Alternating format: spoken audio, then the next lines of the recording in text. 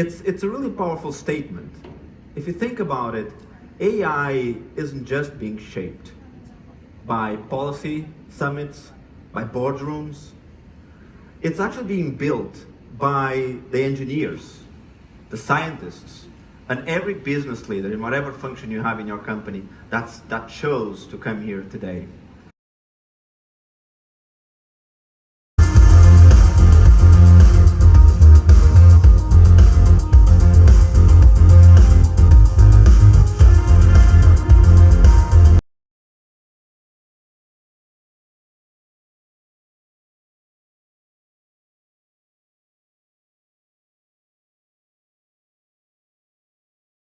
Maybe we could start with this. What is more difficult, the magic we just saw on stage or passing federal AI legislation? You know what I think is the funniest thing about this is, to have magic work, you have to have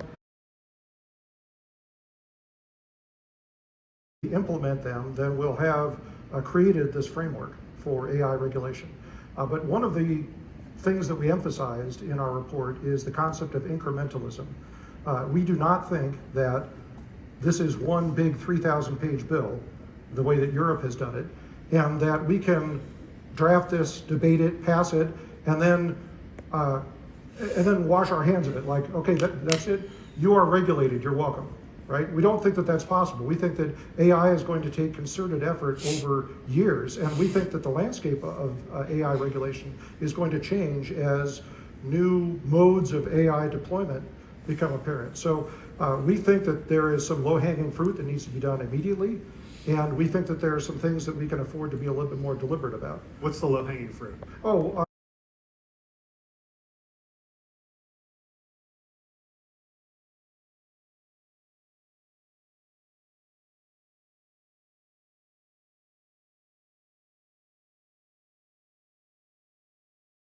Right? So if you take like doctors and public health workers, those are users, but those are not the impacted people, the patients and the residents, like those are the impacted people in the communities.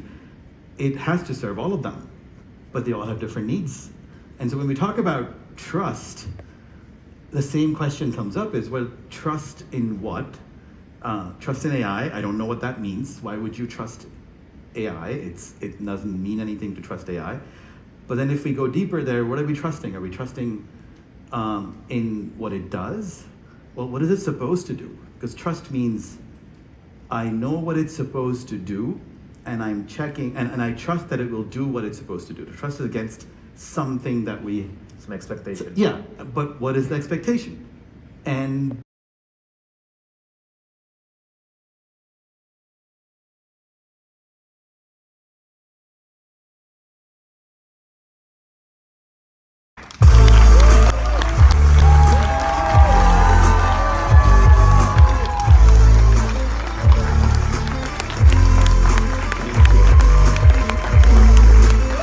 overlook them in a way that is disrespectful of their being, but at the same time be fully prepared for what you may be up against when you are trying to change systems. I'll give you an example. I was Attorney General of California, and one of the reasons I ran for Attorney General is because California Department of Justice is the second largest Department of Justice in the United States, second only to the United States Department of Justice. And the reason I wanted to be Attorney General as much as anything is because the California Department of Justice contains an extraordinary amount of data about what is happening in the criminal justice system.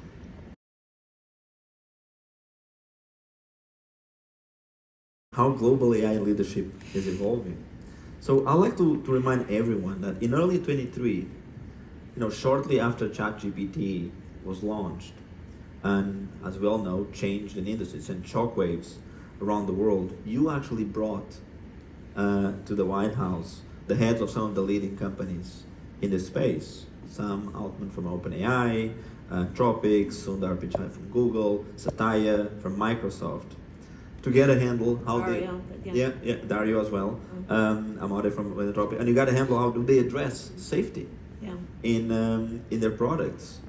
And you said at the time that the private sector had an ethical, moral, and legal responsibility to ensure the safety of their products.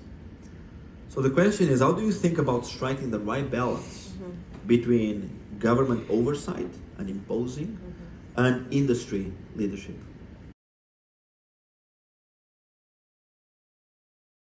From solely being reactive to actually being proactive and taking a leadership into all of this theme. So part of it is we have to ask and incentivize our government to not be weighted in process as much as progress. And again, I say as a lifelong public servant and very proud of that work and doing that work, bureaucracy it slows things down, and it slows things down in a way that can actually be antithetical to what its purpose is for being. We have to think about it in a way that also gets to this issue of the fact that any healthy relationship in your personal life or professional life requires trust. And trust by its nature is it's reciprocal. You give and you receive trust. And it usually, when it's happening in equal manner, that's how it works. And we have to deal with the fact that right now, that's a really bad relationship. As a general matter, the relationship between government and, I'm gonna still use the industry until you guys give me a better name. It's not a great relationship in terms of trust.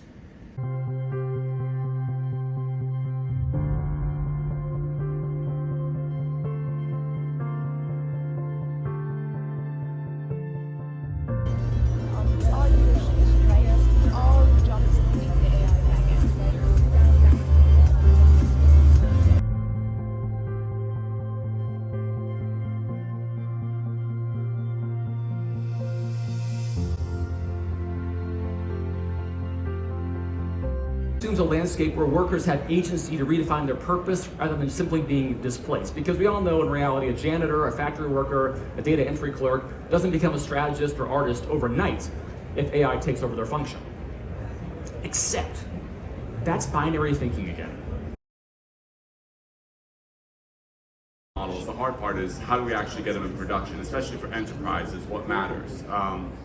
And a lot of things people have been asking for. One is to say, how do I think about governance, right? And the problem is, most people on AI are not right now, I'm a open AI person or an Anthropic person. They're like, here's my use cases. I want to use open models, I want to use proprietary models, but what I care about is how do I use all of them with high governance. I basically know what are people in my organization doing. I know the fact of what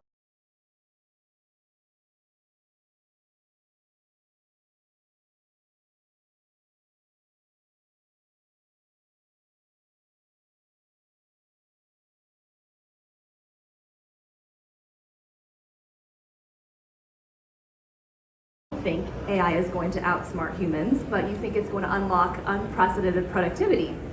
I'm just curious if you can elaborate more on that. And also, I live in San Francisco, and all we seem to do is talk about when AGI is coming. Yeah. So I'm curious if you think that means that you don't think AGI is a real thing. Okay, we'll tackle each of those. And hey, everyone, it's great to be here. So on productivity and AI outsmarting humans, I think there's some nuance. Like, AI is already smarter than most people at a lot of things. But I think we should see this as something that's complementary rather than threatening. And also just a continuation of a story that's been going for a long time. And if you think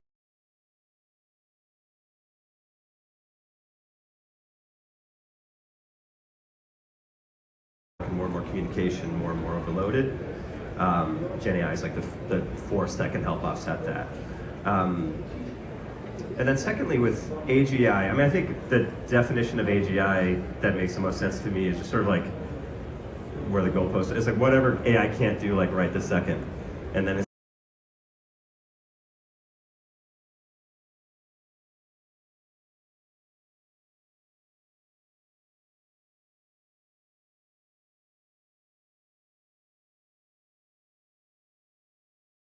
Thing now is a dramatic shift in productivity. I like to think of it as the third era of productivity. So maybe follow with me. You can think about productivity as three phases. First phase was digitization. That's when we took typewriters and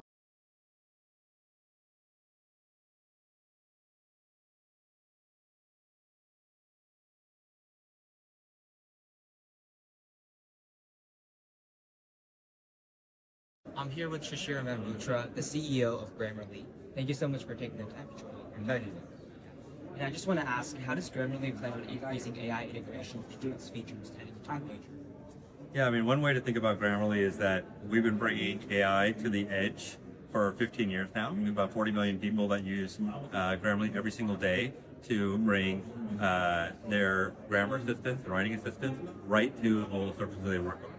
And what we're building now is taking that infrastructure, what we call the AI superhighway, and making it so that you can not only run your grammar agent through that, but you can run all sorts of different agents, ones that understand your sales information, understands your product roadmap, understands what's happening with your support system, and help you in using AI in all of your different products in a way that allows you to work where you work, but with AI assistance. Thank you. Thank you.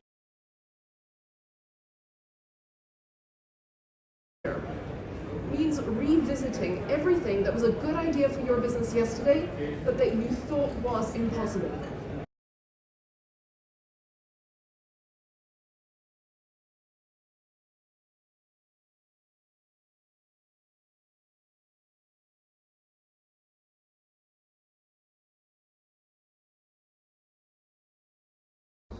How does the data governance that's coming from Congress and even President Trump, how is that going to impact how big tech companies like Google, Meta, and OpenAI are developing their models? Well, it's AMA and this I'm allowed you to ask me anything. Typically it makes good financial sense for the big companies to follow the laws and regulations. And so when we have sweeping laws and regulations, and sweeping, did it once, we're finished, we don't worry about how the world is going to change, that may have unintended consequences. I really like the idea of incrementally governing complex systems whose effects may be a little bit tricky to anticipate. So if an approach to data governance is a one-size-fits-all, we think we can get it once and it's future-proof, I worry that that will restrict some of the best of what we can get from these companies. I spent almost 10 years at Google, and I believe that making the world's information universally useful and accessible is a pretty great thing. If you overgovern that, you lose a lot of the benefit. At the same time, information can be used for things that we would rather not have it used for. And a quote that I remember writing down from yesterday's sessions is, it's already illegal for somebody to steal your money. Perhaps we don't need to make it illegal for somebody to use AI to steal your money, or for that to be about data, privacy violations and leaks that result in your money being stolen. So to kind of land that plane, which I'm not doing, and probably won't do very much in this AMA session, maybe I need to sit down so I can focus. These big tech companies have a lot of things going on, and they have a lot of responsibility to everybody, including their users, to be careful, to take care with that data. And it is likely that their incentives for care with that data exceed what governments will tell them to do. In my time at Google, I remember my friends and family thinking that all kinds of things were true about the company doing stuff with data. And I would think to myself, well, as a data scientist, my job would be so much easier if those rumors were true. actually, it makes a lot of great sense for these companies to be careful with data. It makes a lot of great sense for government to support that care. But I would be very careful for any governments who have a desire to do a one and done set of policies, wash their hands of it, and then expect that to work forever.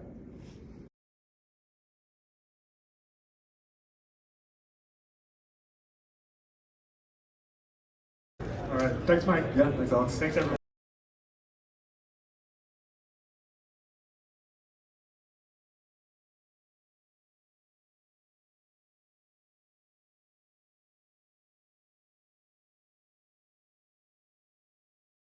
Like 3 months ago, it cost me so much and it's such a cumbersome workflow. Maybe that will change now with even more efficiency and more help from machine learning and everything else. And that's just stocks. Right. And the financial one is so much bigger than that.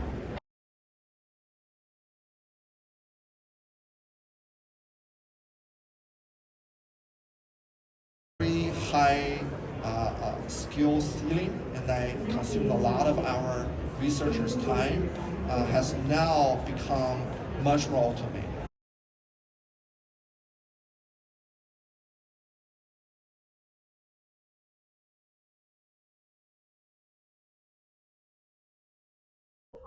Hi, I'm here with David Cox from IBM today. Thank you so much for taking the time to join me here. My pleasure. Yeah. And I just want to ask you, so how does IBM position itself to be a leader in the AI revolution over the course of the next few years? Yeah, IBM, we've been in technology for, it's a over 100-year-old company. Like it's all about innovation and innovation focused on business needs. So we have we have a model strategy. We're building AI models. That's what my team does at IBM. But importantly, we're doing it in a way that's tailored to the needs of customers. So we really understand, because we've been working with many of these companies for very long periods of time, understanding what enterprises need, understanding what the barriers are to adoption. And then we have a wide range of technologies that we can bring to bear, both through IBM Research, but also other parts of IBM that can really target those needs in a really, deep way. And I think ultimately that's how anybody makes money in any business. Find customer needs, understand them, deliver solutions, innovative solutions. For sure. Yeah. Thank you so much. 3-6 months, very quick for, again, a 3-person team to get to revenue, but are they going to retain that?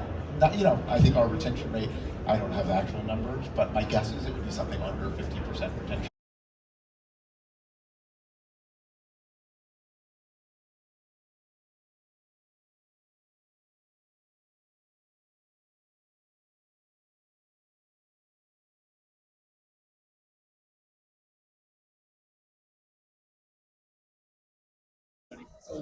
First off, thank you so much for taking the time to join me here today. Thank you. Super impressed that you approached me, and I'm looking forward to answering your question. I just want to ask, what's your company's investment strategy for AI startups? Well, we really look at 2 or 3 categories, I would say, that we specialize in. One is accounting or tax in general, so corporate tax, income tax, any sort of tax, and then legal tech we look at quite a bit, and risk and fraud. Those are kind of the 3 thesis areas we focus on. Yeah, and are there specific characteristics maybe in like the meetings that you're having with some of your potential investees or The startup founders, we really look for return on investment. So what is it they're developing that has a return on investment that is meaningful, so that we can look at how they're going to get that return on investment selling it to enterprises, because we focus on B2B software. Yeah. Thank you so much. You're welcome. But today's social content platform has become a disparity of the same. How many more latte photos have you seen in your Instagram feeds? It's time for disruption. Social media platforms have evolved, and so has the viral content that goes on these platforms.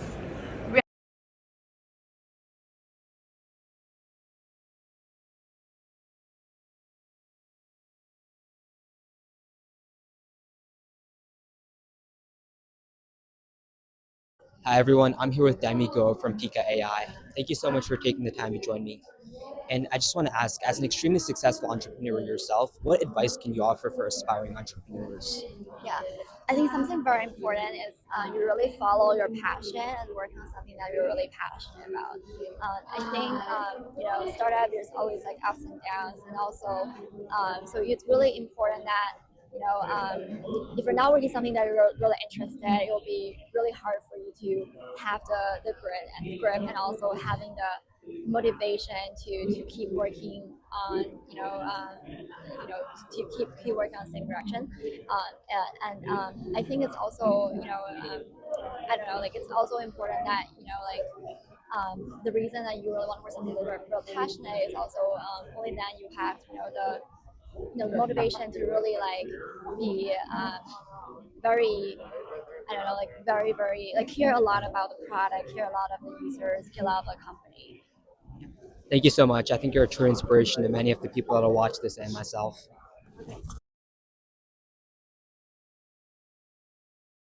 But it's something I think that is critical to the ability of businesses to prove that they're doing the right thing down the road, especially as you get more customers. The more customers you build up, the more data you have. The more data you have, the more locations that you've got to worry about it and the jurisdictions that it's in.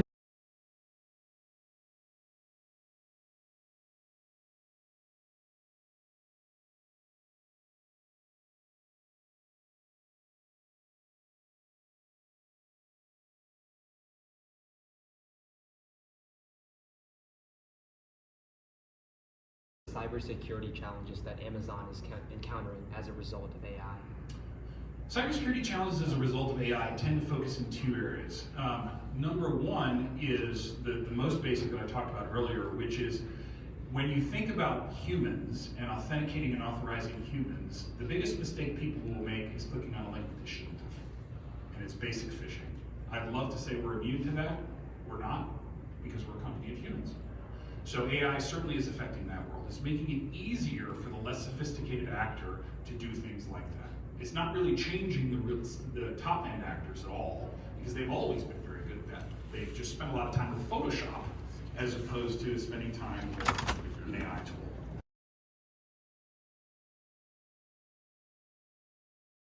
This is such a great panel. It's such a broad topic. I feel like we could go on for days. We have about 30 minutes, so we'll try to get through as much as possible. You guys should introduce yourselves because you go way back and sort of had a baton passing in your career to a Twitter. Jeff, maybe we'll start with you. You can sort of introduce yourself to everybody. And you also have some news today, which we should get to. Yes, thank you so much for having me. Great to be here. Great to see everyone. I'm Jeff Seibert. I'm the founder and CEO of Digits. This is my retire to a life of poetry and UBI and stuff like that. I think people strive, like it's a very human thing to want to solve problems that are bigger than you and like strive and try and do hard things. So I don't think people are still going to be people, and we're going to try and create awesome stuff for the rest of the world to use. We're just going to have superpowers as we do it. Jeff, I would think account.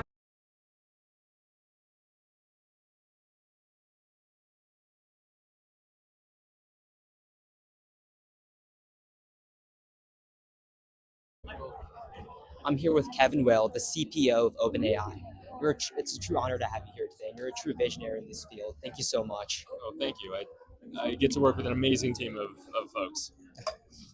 I just want to quickly ask you, how is the revelation of DeepSeek in the recent months changing the way that OpenAI is approaching their development of their models? It doesn't change anything for us, frankly. I think we knew that though the space wasn't just going to be us and Anthropic and Gemini and a handful of U.S. companies. We knew China was going to come onto the scene, and here they are, no doubt. But we want to build the best models in the world. We want to build to AGI. We want to build a product in ChatGPT that people love and use every day, personally, professionally, to help them, be more efficient in everything they do. And we want to offer a developer API that millions of developers use to build all of the other amazing things that AI is going to influence. And that's what we're trying to do every day. And that's what we're doing. Awesome. Thank you so much.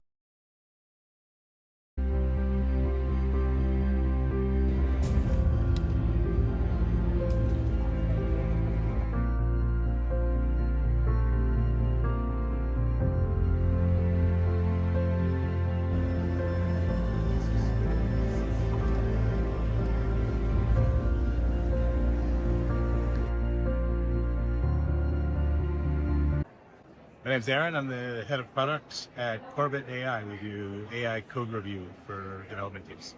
Thank you so much for joining us today. Yeah. So first, can you just tell me a bit about what you're doing in startup field? Sure. So developers write code, but the developers have to review that code. We have a product that actually inserts itself into the code development process and automatically reviews code. We're essentially assisting the human. Sounds like a great product. So I know there's other tools out there like Cursor, which is an AI editor, for example. So I'm really wondering, like, what sets you apart from them, and why is it different? We essentially work with Cursor. Like a lot of on our own team, some of our developers use Cursor, and then they use Corbett together because whether it's Cursor, Copilot, any of those products, they're still generating bugs, and someone else still has to review them. Yeah. And lastly, what advice do you have for young entrepreneurs? Stay focused on your user. Get out there and talk to the users. Thank you.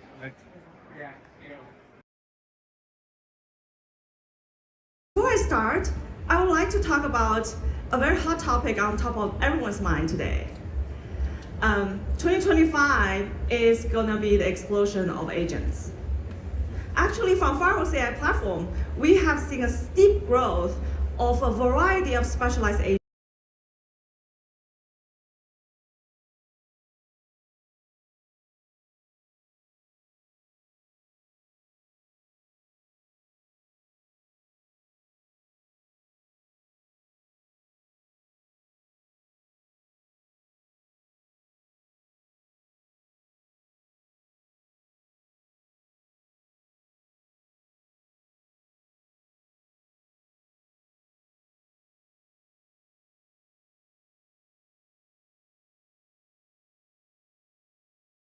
Hi, I'm here with Thomas Wolf, the Chief Science Officer of HumanX. Thank you so much for taking the time to join me today. Thanks. Yeah. And I just want to ask you, how is HumanX working towards democratizing access to AI models? Well, I think creating a healthy open source community is the best way to democratize the access to AI models. Mm-hmm. And how can we improve the problem solving and reasoning abilities that these models have? I think that's something we start to do more and more this year with all the reasoning model. So basically using RL to teach them, to find their aha moment and to backtrace in their reasoning as well, understand that they made a mistake and try to correct the mistake. Got it. Thank you so much. Thanks.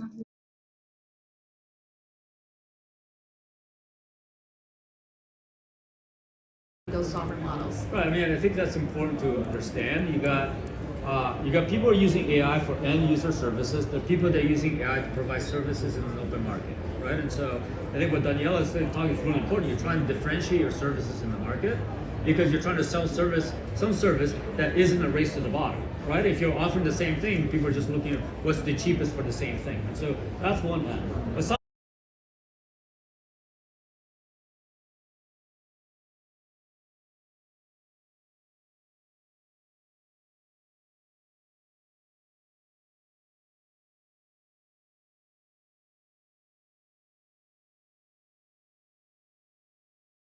That sort of blossomed into a point of view about mental health?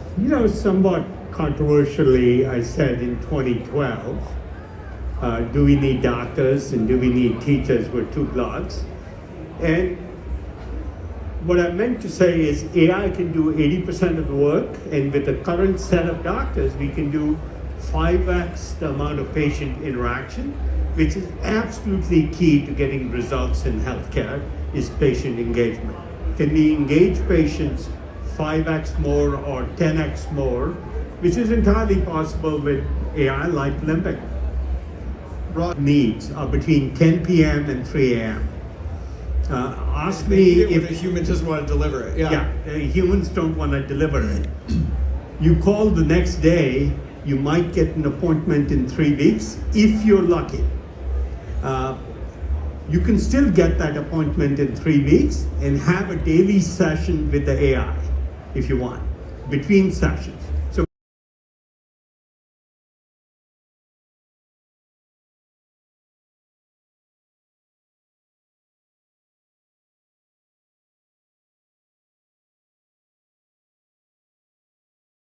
Hi, I'm here with Vinod Khosla from Khosla Ventures. Thank you so much for taking the time. I just want to ask you, so Khosla Ventures has invested in numerous tech companies, ranging from OpenAI to DoorDash. What's your investment strategy and what do you look for in AI startups? Yeah, every situation is unique. We look at the fundamentals. What's going to lead to a large economic advantage? So that's the only question that matters. For sure. And you're an extremely successful entrepreneur. What advice can you offer for the next generation? I would just say most people can do more than they think they can, so they should try. And try and fail is better than failing to try. Thank you. Thank you.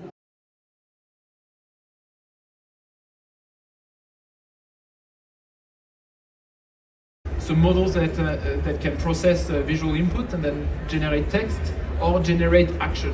And when you have a vision to action model, you basically have like your motor cortex in a way, because you're connecting the sensors to the actuators, and you can actually train that on domain specific data to make the model better. So you need a very strong general purpose model that understands the words and the natural images. You need good reasoning model to produce the actions to be taken and to generate possibly the chain of thoughts that leads to taking a certain action. And then in general, you also need your private data sets.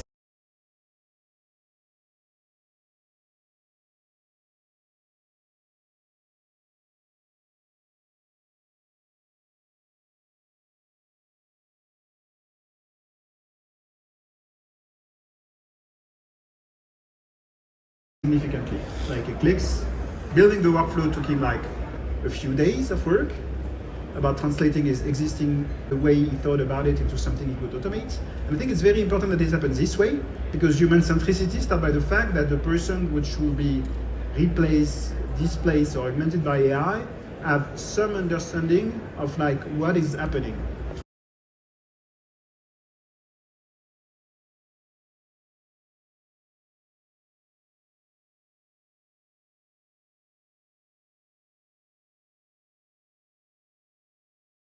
Hi everyone, I'm here with Florian Dueto, the CEO and co-founder of DataIQ.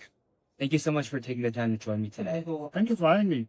I just want to ask, what voids in data science is DataIQ working to solve as of now? We are working on providing a unified orchestration layers where companies can do analytics and models, building their own models and build agents in a completely unified way. And our focus is the democratization of all of this, of AI and data science. So we do this in a no-code manner. People in the business can do it by themselves without being taxing or relying on central data scientists or institute. Yeah, and I'm wondering, are your products tailored towards just like large corporations or small business? Wow. Most of our customers currently are large organizations that were some of the earliest in terms of investing into new data platforms because they have the ability to do so. But we do think that in the future, more and more organizations will have to rely on building their models, building their own agents, because that's what they can get. Thank you so much. Thank you.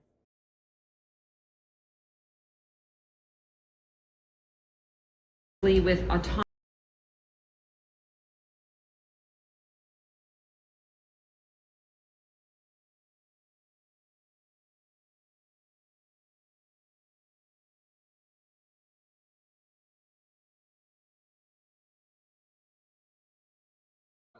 Hi, I'm Eric Cohen from LinkedIn. Thank you so much for taking the time.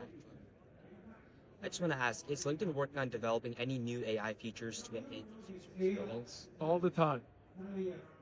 Could you specify maybe on what you guys are doing? I can just specify that we, in many ways, are helping job seekers just land their job in a much better way. If you're a creator, if you're a consumer, the whole idea is how do we help you do your job better across multiple fields and areas? It's always a And also, I know LinkedIn is such a special networking platform that I myself and many people that will be watching this later are using. So what do you think is the secret sauce that makes LinkedIn such a special platform? Yeah, it's not secret. Build your identity. Ultimately on LinkedIn, it's the most important digital identity you have. 2, get your network, people you know, people you want to follow, so you can basically start engaging with others on the platform. And lastly, start sharing, start interacting, start consuming, following other people, following like newsletters and right voices, and ultimately your business is going. Thank you so much.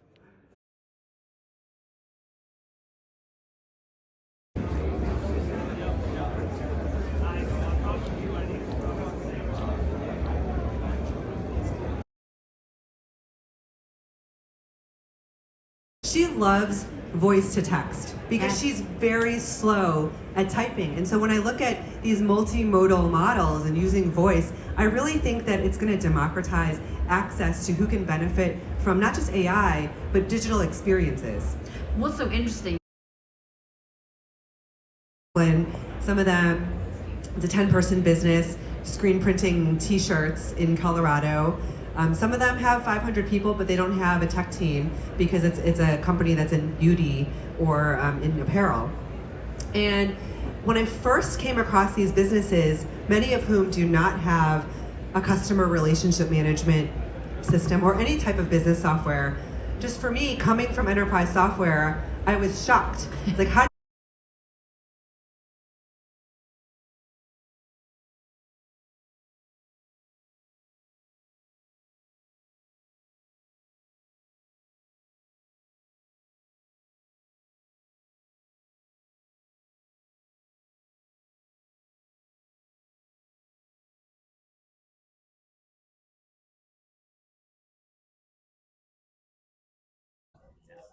Hi everyone, I'm here with Prashant Chandrasekhar, the CEO of Stack Overflow. Thank you so much for joining me today. Got it.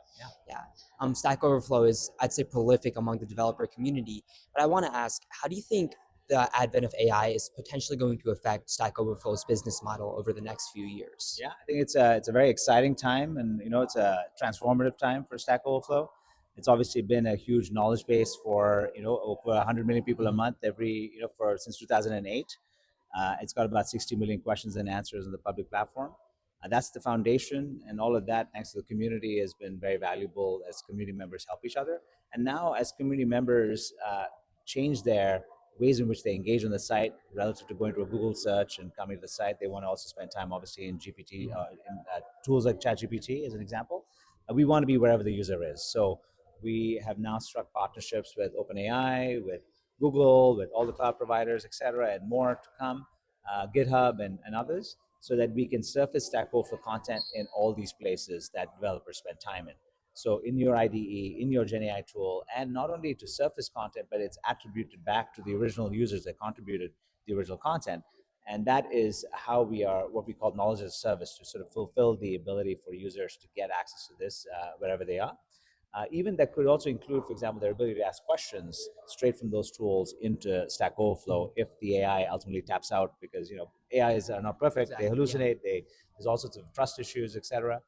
So we are the perfect kind of complement to that, because with humans and AI together, whatever percentage that pays out to be over time, we're a very authoritative and trustworthy source of human expertise. So that, I think that's very important. That's outside, that's the foundation. And then on our enterprise business, we've beyond these big partnerships that we've struck, a lot of our enterprise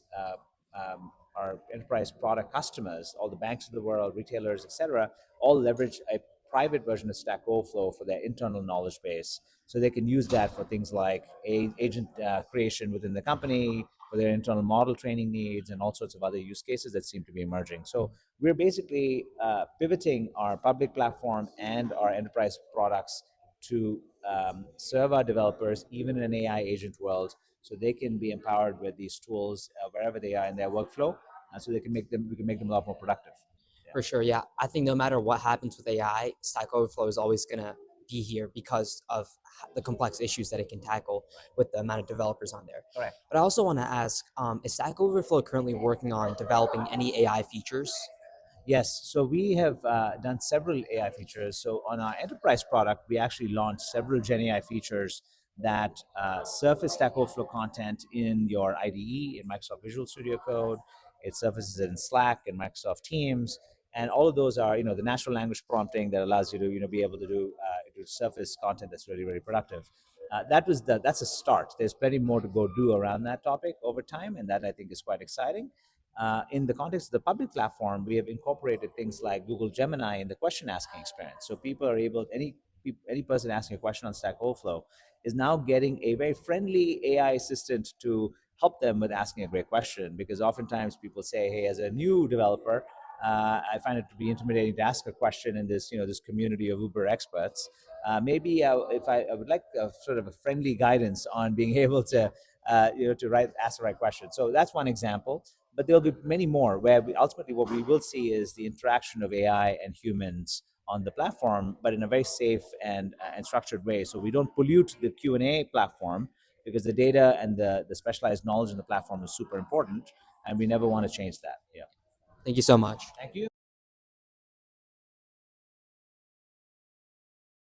First is going all in to build the agentic layer we call Agent Force, to help all of our customers kind of realize this benefit, this limitless labor, this digital labor potential across everything from serving their customers to making their employees more productive, being an assistant to things like Slack and working hand in hand, and also being background workers and proactive, mining data and unlocking value at every department, sales, service, commerce, marketing, and across basically every layer of the business, front office and back office.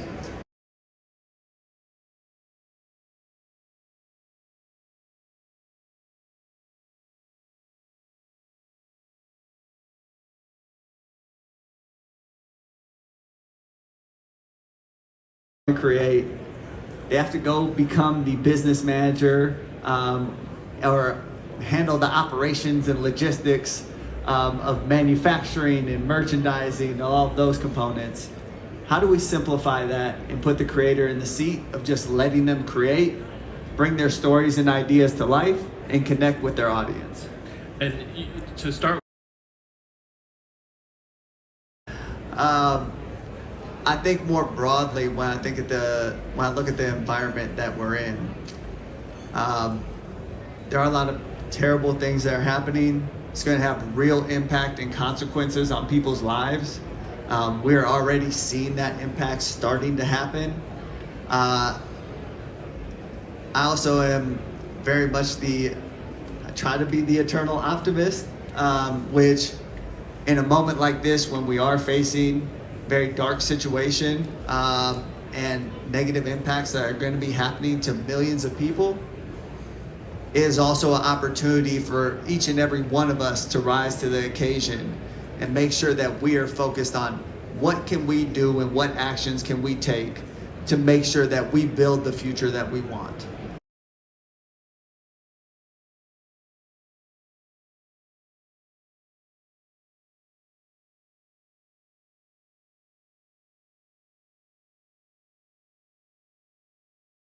To me, just that basic of AI will become commonplace. You no longer have to type little letters into small boxes on your phone, and instead you can just speak and get that to just work out of the box. To me, that's ordinary. That's also magic. Well, tell that to Apple, who's busy working on trying to get it more generative AI within Siri.